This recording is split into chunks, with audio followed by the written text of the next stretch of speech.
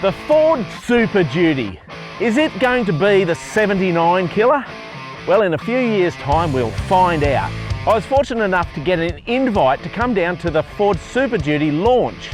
And I've spent the last day checking it out, going for a drive in it, doing a bit of four-wheel driving, doing some towing and all of that. But what I want to do in this video is I want to look at the vehicle from a four-wheel driver's perspective. What are the features that it's got that a four-wheel driver's interested in? So we're going to be looking at pretty much what's in the vehicle from there down.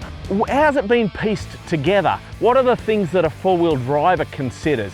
You see, there's plenty of other content creators who are going to be talking to you about the interior finish, the way the seat adjusts, the way the air conditioning flows over their face.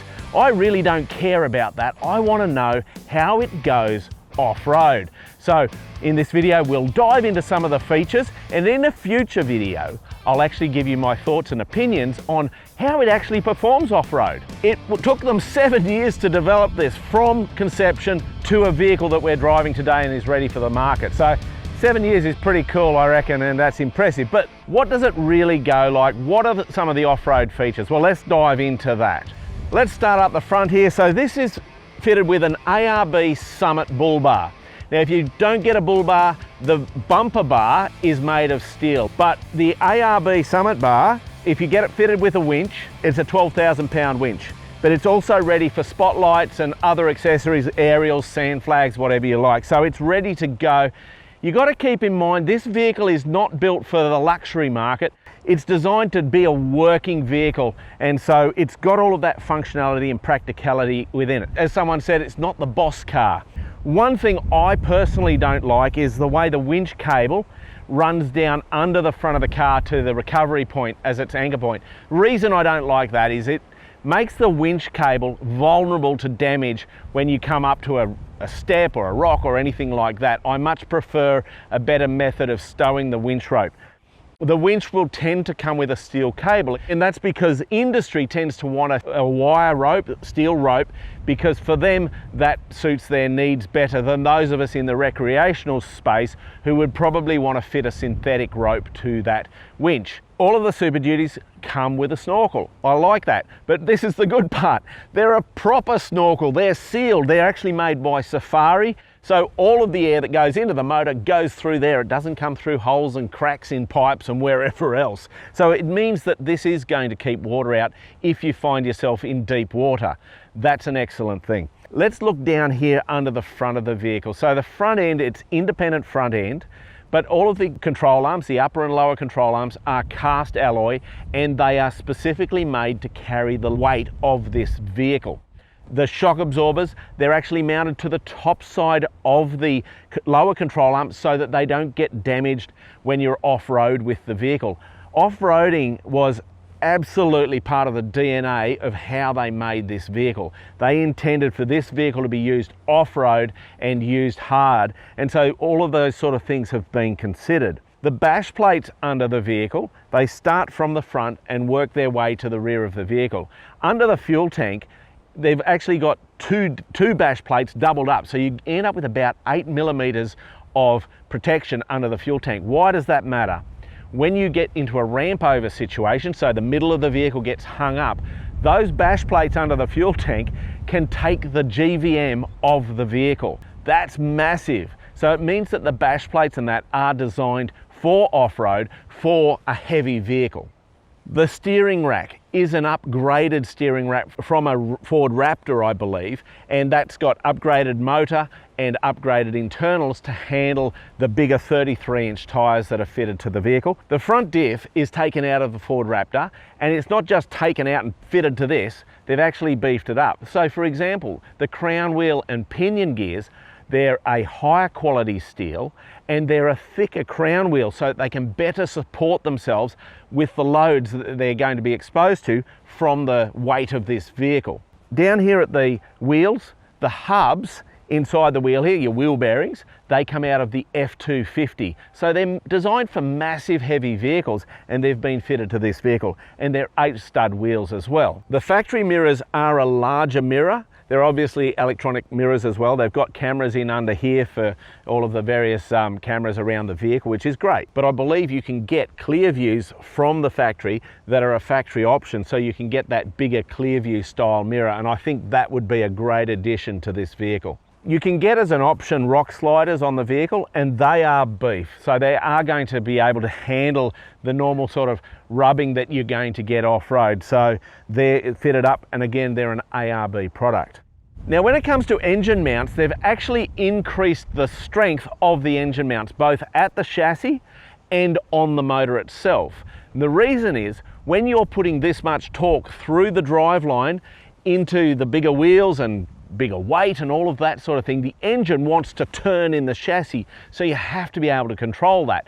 Therefore, they've upgraded all of those components to hold the engine in place. Now, the vehicle runs AdBlue and a DPF. One of the cool features with the DPF is you can do a manual burn, and I think that's excellent. I've had vehicles in the past where you couldn't do a manual burn, and you actually end up in a situation when you're doing a lot of off-roading where it needs to, but you can't because it's not getting the high speed situation it's programmed to receive. So having a manual burn for the DPF is absolutely excellent.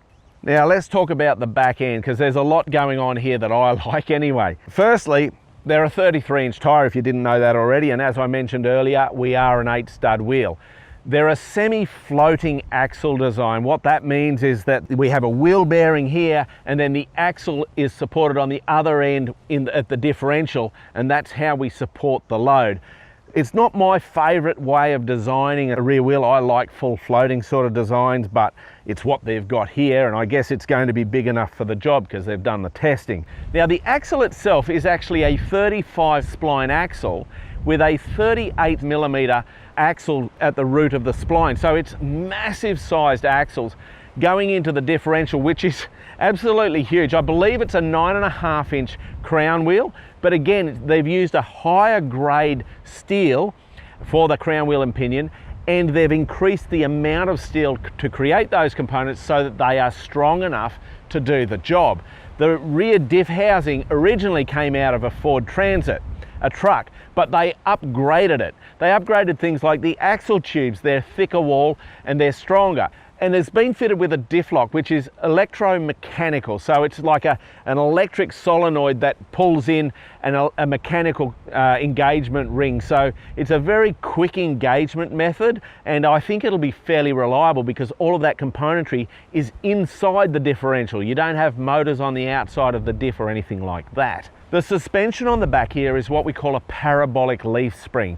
So it's kind of like a coil spring inside a leaf spring design, is a simple way to think about it. A lot of these sort of springs are used in trucks because they give you a better ride, but they still have that characteristic of a leaf spring of carrying the load really well. One thing I do like about it, they've put the leaf pack on top of the axle tube. So it's not underslung where it can get hit by rocks and all that, or get you hung up when you're off-roading. So it actually gives you a reasonable amount of under differential clearance because of that oversprung design. The rear shock absorbers, they've designed them so they have extremely decent travel. They're really long shocks, and as you can see in the footage, it flexes up really well because of that suspension design in the back end. I'm sure we've all seen pictures of dual cab utes cracked in half. And the reason they crack in half is because between the cab and the tray, we have our chassis rail. And in many of the vehicles that are cracking, they've been towing, and effectively it cracks the back of the vehicle.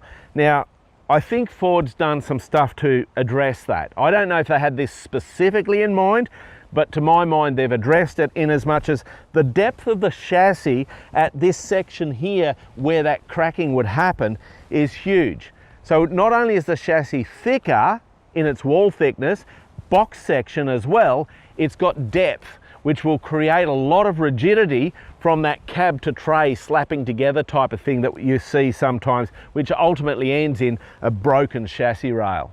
Coming to the back of the vehicle, we've got a few things going on. Firstly, we've got all of the Super Duties are going to come with a tow bar rated to tow 4.5 tonne. And that is integrated into the chassis by a bracket and then 8 bolts for each side of on each chassis rail. Then we've got down here 2 rated recovery points. Each of these points is rated to the GVM of the vehicle, so 4.5 tonne. Now, when you're doing a recovery off this vehicle, you would use both recovery points with a bridle strap, which gives you 9 tonne of rated recovery capacity. I think that's really good. The next thing we've got going on at the back here is these bars here, which are, it's kind of like a rear bumper. It's going to give you some rear protection when you're dropping off shelves and stuff like that. I don't think they're bulletproof. I think if you drop off a rock shelf and you're heavy, you're going to probably bend them. But it's better than having nothing and losing all of your sensors that are here for your parking sensors and all of that sort of thing. So there's a bunch of cool stuff going on at the back of the vehicle. That's a little bit about the Ford Super Duty. Now there's a whole heap more to unpack about this vehicle. There's more stuff that I'd like to show you, but that's going to come in the next video that I put out in this series. I've got a question for you. Do you think I should buy one? Do you think I should do something like with this, like I did with the BYD Shark, where I was the first BYD Shark across the Simpson Desert with me mate Lucas? Should I see if this is the first, I don't know, Super Duty to do Canning stock route or something like that? What do you reckon? Let me know in the comments down below. I'm Mad Matt. Stay safe on the trail.